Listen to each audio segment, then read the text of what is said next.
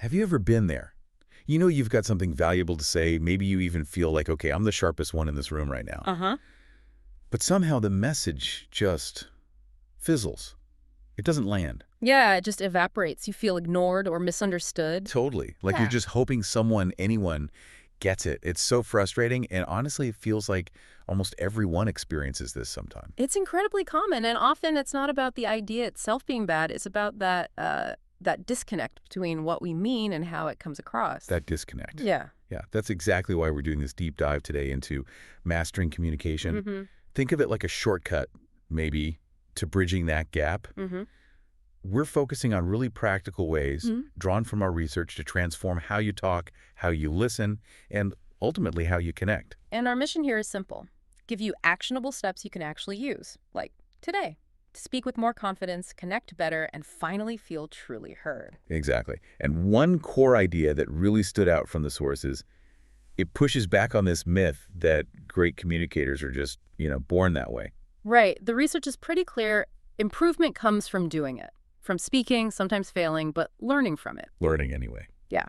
And the sources argue that great communicators, they don't just talk well. They actually build better lives because that influence, it starts with being clear. It's so much more than just words, isn't it? Our sources kept emphasizing this trio: confidence, clarity, and that real connection. Confidence, clarity, connection. Yeah, it's not about perfection. No, it's about being real, being intentional. So let's get into these building blocks. And we're starting with something that sounds basic, but wow, the sources stress how powerful and overlooked it is: listening. It's foundational. And a big reason people feel unheard, according to the research, is that conversations often become these, well, competing monologues. Waiting for your turn to jump in. Exactly. You're not listening to understand, you're listening to reply. And that just leads to frustration, disengagement. Nobody feels seen. You feel small. You just kind of shut down after a while. But the fix, the sources say, is listening with real intention. Not just checking a box. No, not formulating your brilliant response, Yeah. but actually trying to get the other person.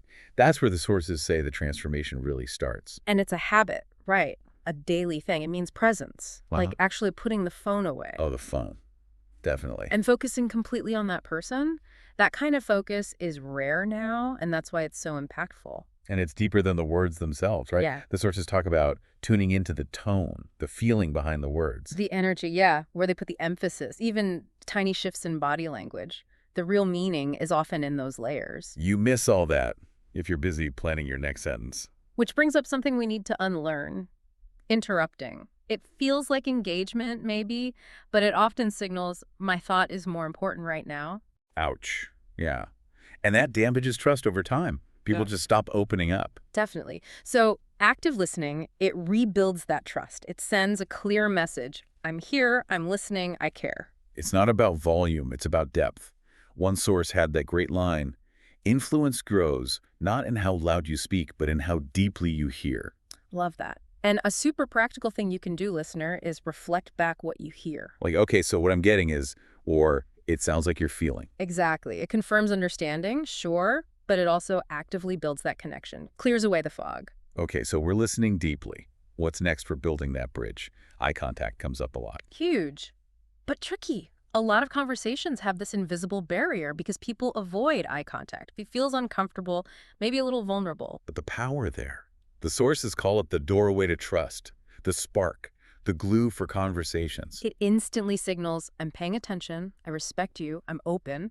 It's primal, almost. And it helps you read the room, or read the person, right? Right. You pick up on hesitation, excitement. Confusion, yeah.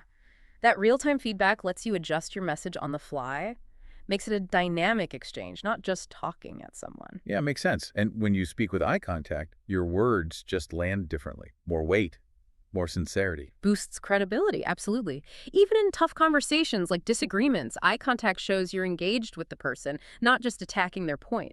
It can actually help de-escalate things. Interesting. Now, cultures differ on this. The sources acknowledge that. True, there are nuances, but the underlying principle of communicating honesty and respect through the eyes, that seems pretty universal. So the key is balance, not staring intensely. Right, not a stare down. Look long enough to connect, show interest, then glance away briefly. Practice makes it feel more natural, less forced. builds emotional intelligence, too. Okay, so listening, eye contact, that's the foundation for connection. Now, what about crafting the message itself? Let's talk about thinking before speaking. The power of the pause. Such a big one. The problem is we rush, we speak impulsively, and then words come out unclear, or worse, we regret them. Been there. We all have. But pausing isn't weakness. The sources frame it as strength, respect, wisdom even. It cuts down on mistakes, misunderstandings, unnecessary fights. Especially when emotions are high, right? Anger, excitement. Absolutely. Just taking a breath, counting to 3, a moment of silence. It gives you back control. You choose words based on intention, not impulse. So like a quick internal check. What's my goal? What exactly do I want to say? What effect do I want this to have? Precisely. It focuses the message. And it includes thinking about your audience. Who are you talking to? Right. Tailoring it. Using language they get. Avoiding jargon. Yes. And don't underestimate silence. That pause shows confidence. It lets your words land, gives them space instead of drowning them in a flood of talk, builds that reputation for being thoughtful, calm, wise. Okay, and flowing from that clarity, let's hit on using simple words. This one feels counterintuitive sometimes. People try to sound smart with big words. Right. They do. But the sources argue it often backfires. It creates barriers, makes things confusing, less engaging. People just get overwhelmed. So complexity isn't the goal. No. The real masters, the sources say, make complex ideas simple. Clarity is the foundation of influence. Period. Speaking simply is. Like a gift to the listener. Totally. Makes it easy for them to grasp it, act on it. It's like paving a smooth road for your idea. It's respect, not dumbing down. How do you do that practically? Break things down. Yeah, into basic parts. Use everyday language. And then crucially, pair those simple words with relatable examples or stories. That's what makes it stick. Got it. And overcoming that fear that simple means simplistic. Right. True intelligence is making the complex clear. It fosters authenticity, too. Your real voice comes through. And that has emotional power. Avoids confusion, builds trust, moves people. Right, great foundations. Now let's get into some more active skill sharpening. Asking open-ended questions. Why are these so key? Because so many conversations just skim the surface, right? Simple yes-no questions, they kind of shut things down. Yeah, you hit a wall quickly. Exactly.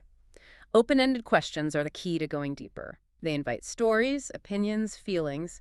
It turns an exchange into an exploration. So it's a mindset shift. Right. Less about planning my response, more about genuine curiosity. Yes. What does this person really want to share? And then, importantly, get comfortable with the silence after you ask. Don't rush to fill it. Let them think. That pause is where the good stuff often emerges.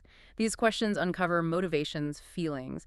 Instead of good day, try what was the best part of your day? Or what challenged you today? Big difference. Huge. And it's not just personal.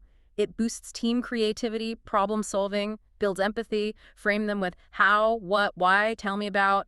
They invite explanation, they heal gaps, cool tensions, make routine talks into discoveries. Okay, this next one might make some listeners squirm a bit.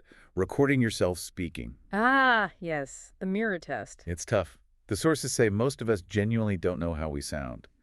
The voice in our head is not what others hear. It's so true. You might talk too fast, use filler words constantly, or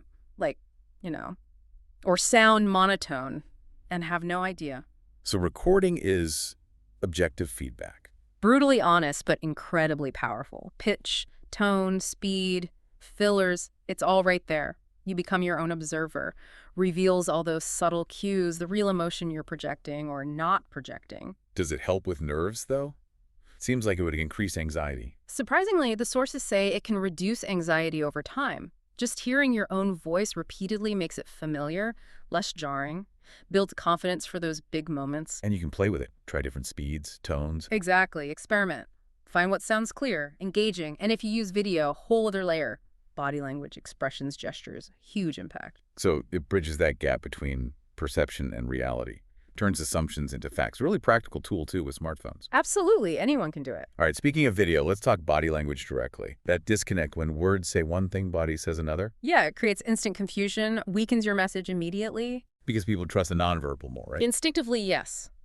Slouching reads as insecurity no matter how confident your words are. Crossed arms feel closed off. Your body is broadcasting constantly. So what are the key adjustments? Open posture. Definitely. Relaxed arms, upright stance, approachable, confident. Use natural hand gestures, purposeful ones, not just flailing to add energy. Emphasize points. And facial expressions matching the message. Smiling for good news, showing concern. Makes it human, relatable. And eye contact again reinforces that trust, that bond, signals respect. What about movement? Pacing. Slow, deliberate movements tend to communicate control, thoughtfulness.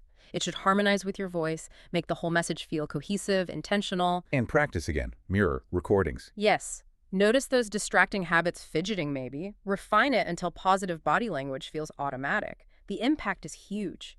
Consistency, believability. It helps manage your own emotions too and read others better. Okay, another fundamental skill. Reading aloud.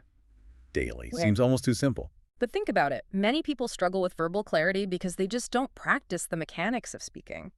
How you say it is critical. So reading aloud is like vocal exercise. Exactly. Trains your mouth, tongue, vocal cords to work together smoothly. Better pronunciation, less mumbling. It's muscle memory for your voice. And hearing it helps you catch awkward phrasing. Instantly. You notice where you stumble, what sounds unclear, allows for immediate correction, leads to smoother, more fluid speech overall. Does it help with sounding, less boring, more dynamic? Definitely. You naturally start playing with pitch, volume, makes your speech more engaging, conveys emotion and energy better, builds vocal stamina too for longer talks, and fosters acceptance of your own voice. Any cognitive perks? Big ones. Improves memory, focus, engages multiple senses, strengthens those language pathways in the brain. Just a few minutes a day with different kinds of texts. It adds up. Reduces speaking anxiety because you're exercising those muscles. Turns communication from a struggle into an opportunity. A powerful one to Mhm. inspire, persuade, connect. All right, expanding vocabulary. This isn't about sounding fancy, is it? Not at all. It's about precision. Having the right tool for the job. You know what you want to say, but if the words aren't there, the message falls flat. So it's about having a richer palette to express ideas clearly with the right nuance. Exactly. Tailoring it perfectly. And the best way, just read. Consistently. Novels, articles, good online stuff. You absorb words in context. And pay attention to new words. Look them up. Yep. Understand their shades of meaning. Jot them down.